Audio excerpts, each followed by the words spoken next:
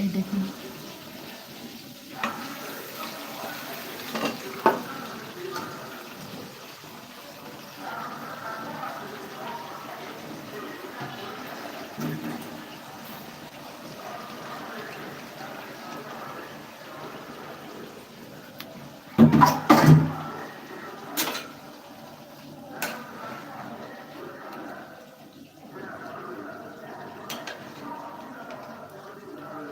আর সেই বিখ্যাত হাড় থেকে কিন্তু ক্যালসিয়ামটা বের গেছে।